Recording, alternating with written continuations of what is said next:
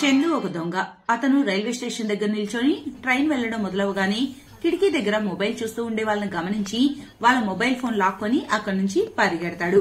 Train కదులుతూ ఉండటంతో ఎవరూ ట్రైన్ దూకి అతన్ని పట్టుకునే ప్రయత్నం చేయరు. ఐఫోన్ దొరికింది వాళ్ళ దగ్గర 20 నుంచి 25,000 వరకు అమ్మొచ్చు దీన్ని. చందు మొబైల్ తీసుకుని చోర్ బజార్ కు వెళ్తాడు. అక్కడ ఒక దుకాణానికి వెళ్లి మొబైల్ ను అమ్మబోతాడు. ఓరే చందు, ఈ రోజు బాగా పట్టేసినట్టున్నావే దొంగ సొమ్ము. కానీ ఇంత ఖరీదైన ఫోన్ అయితే నేను తీసుకోలేను.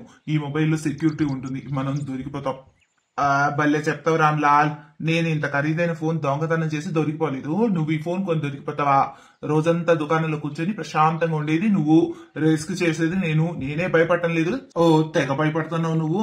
సైలెంట్ గా ఈ ఫోన్ తీసుకో, లేదంటేనా ఏంటే తీసుకుంటావా లేదా? ఇంతలో చందు భుజం మీద ఎవరో చేయి వేస్తారు. అతను వెనక్కి తిరిగి చూడగా అతని ఎదురుగా ఒక పొడగాటి వ్యక్తి నిల్చొని ఉంటాడు. ఓయ్, ఆ ఫోన్ ఇటివో. ఓకే, ఎవరొకరికి నేను ఫోన్ అమ్మాలి కదా, తీసుకో. 25,000 తెయ్యి. అలాగే, చేతులు చాపిస్తాను. చందుకి ఏం అర్థం కాదు. కానీ అతను తన చేతులను అలా చాపగానే ఆ వ్యక్తి చందు 2 చేతులకు సంకెలు వేస్తాడు. ఇంతలో అక్కడికి చాలా మంది పోలీసులు కూడా వస్తారు. అరే ఏంటి ఇదంతా మోసం, నన్ను మోసం చేశారు. చిన్న మోసానికి ఎంత కష్టంగా ఉందా? మరి నువ్వు జనాలందరూ కష్టంతో సంపాదించిన మొబైల్ ఫోన్స్ ఇంకా వాళ్ళ పర్సులు దోచుకునేటప్పుడు మరి వాళ్ళకేమనిపించి ఉండాలి? మరి అప్పుడు అనిపించలేదా ఏమి?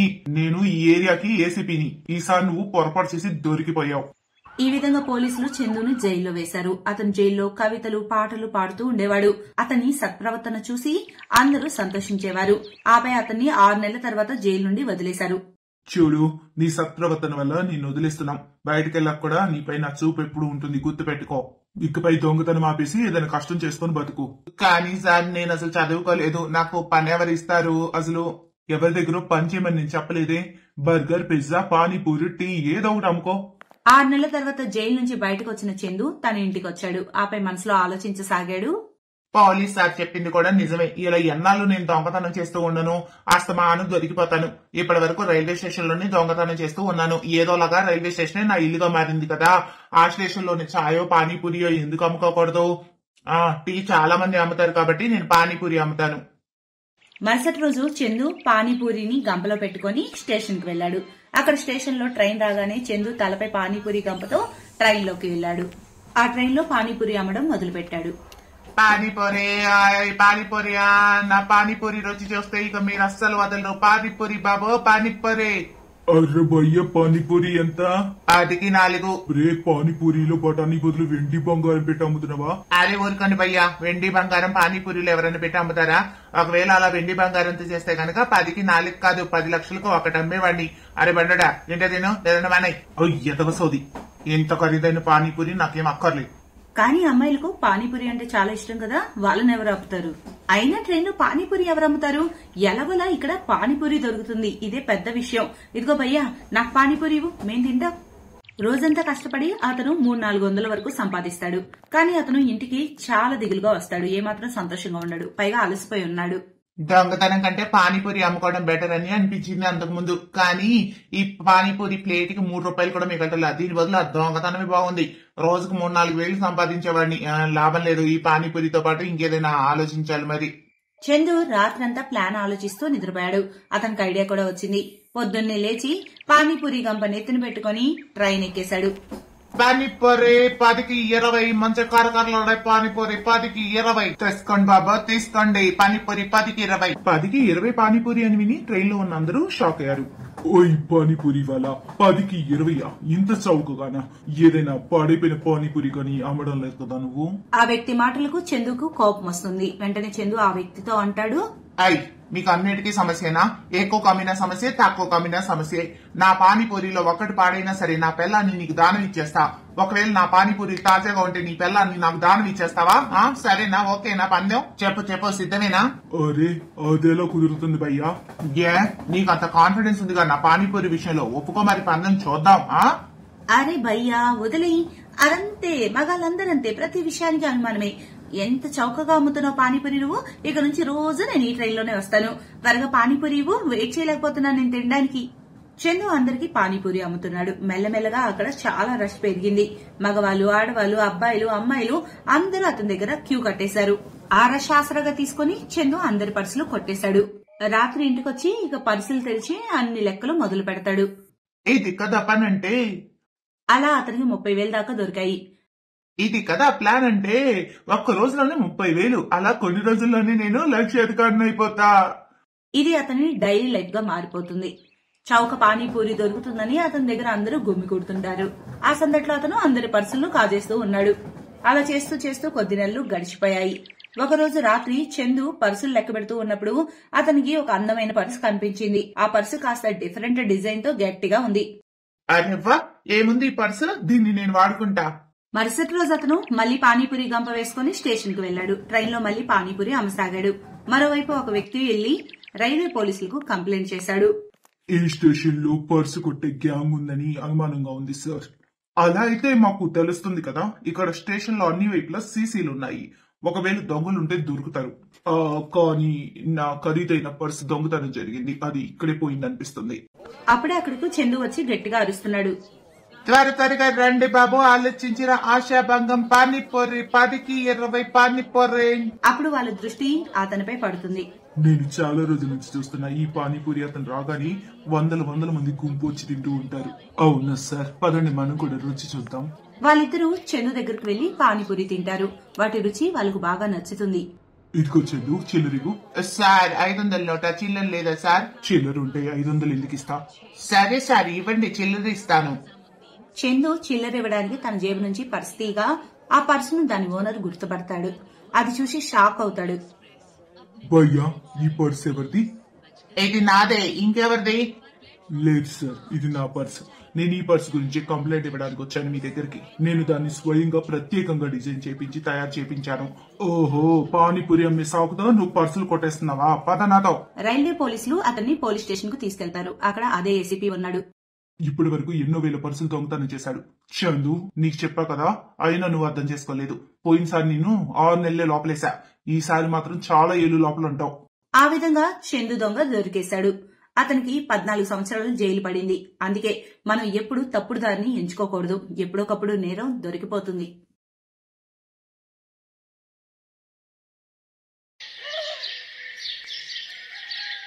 సీత మరియు గీత అనే ఇద్దరు అనాథ అక్క చెల్లెళ్ళు వాళ్ల పిన్ని బాబాయిలతో కలిసి ఉండేవారు. సీత గీతాల తల్లిదండ్రులు వాళ్ల చిన్నప్పుడే చనిపోవడంతో వాళ్లు వాళ్ల పిన్ని బాబాయిలతోనే ఉండేవారు.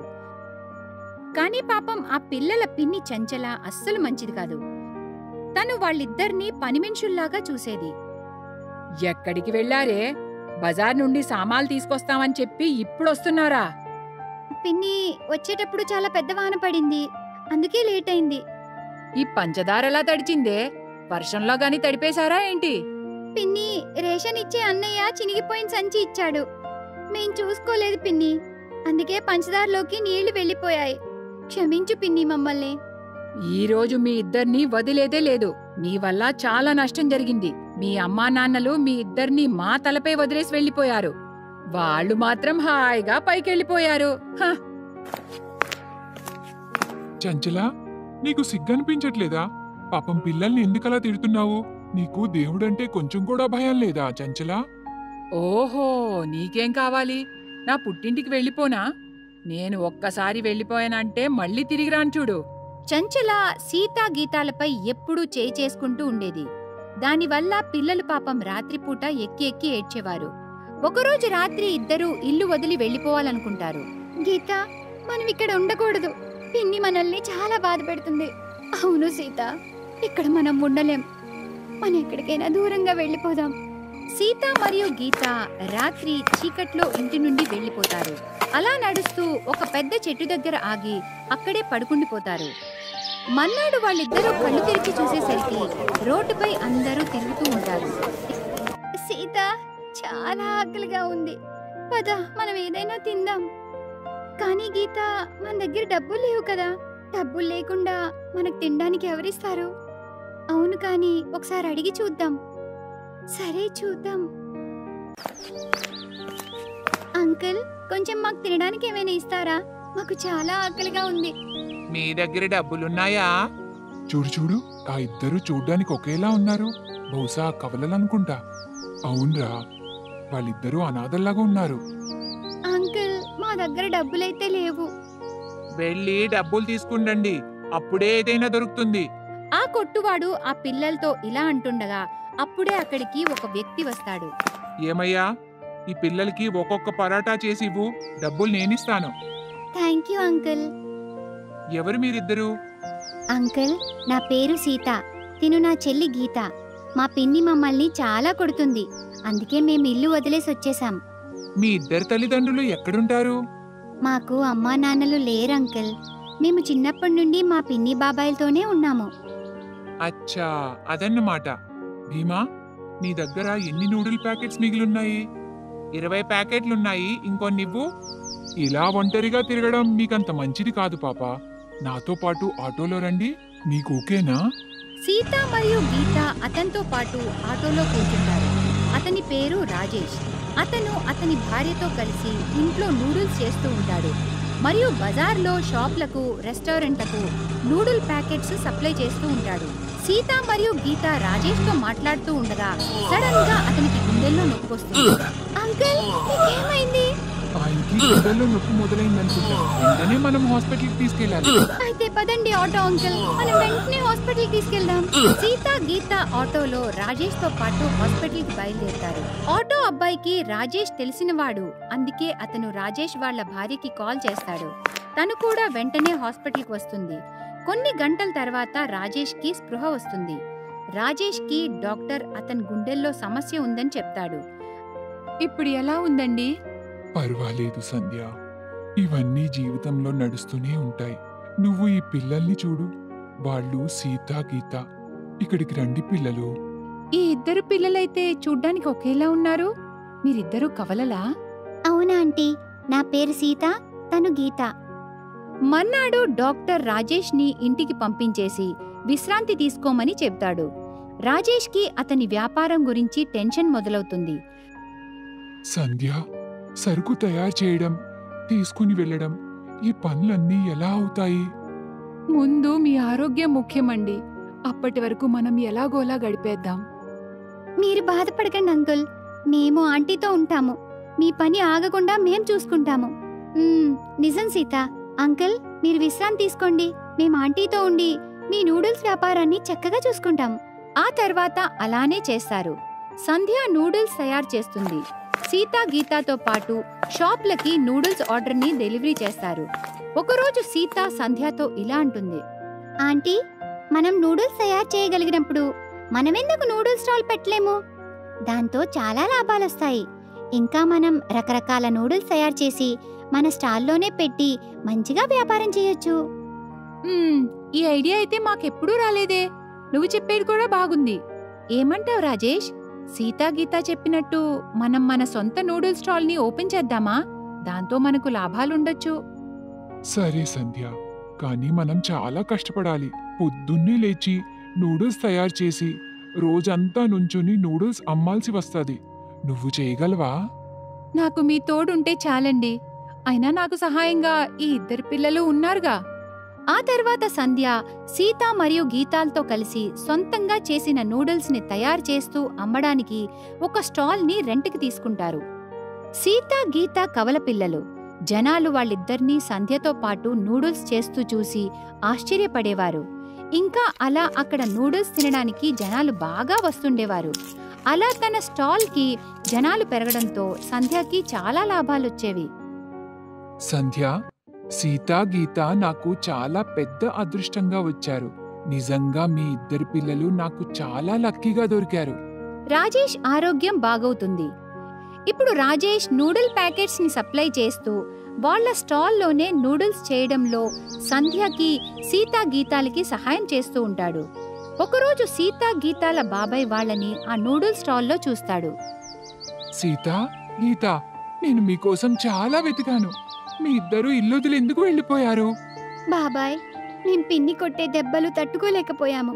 అందుకే మేము ఇల్లు వదిలేసి వచ్చేసాం. బాబాయ్, ఇప్పుడు మాకు అమ్మా నాన్నల రూపంలో ఈ ఆంటీ, అంకుల్ దొరికారు. ఇక మేం వీళ్ళని వదిలి ఎక్కడికి వెళ్ళము. ఇక వాళ్లే మాకన్నీ. సీత, గీత మాటలు విని సంధ్య, రాజేష్ వాళ్ళని దగ్గరికి తీసుకుంటారు. చివరిగా ఆ అనాథ పిల్లలకు తల్లిదండ్రుల రూపంలో సంధ్య మరియు రాజేష్ దొరుకుతారు. ఆ తర్వాత పిల్లలను ఆశీర్వదించి వాళ్ళ బాబాయ్ అక్కడి నుండి వెళ్ళిపోతాడు. Best buddies. హలో ఫ్రెండ్స్, ఈ వీడియో చూసినందుకు మీకు ధన్యవాదాలు. ఒకవేళ మీకు ఈ వీడియో నచ్చినట్లయితే దయచేసి లైక్ చేసి సబ్స్క్రైబ్ చేయండి మరియు ఈ వీడియోపై కామెంట్ చేయండి. ఇంకో విషయం, షేర్ చేయడం మర్చిపోకండి. ఇలాంటి మరిన్ని వీడియోలు మీరు చూడాలనుకుంటే కిందనే ఉన్న బెల్ బటన్ని నొక్కండి. చూస్తూనే ఉండండి బెస్ట్ బడీస్.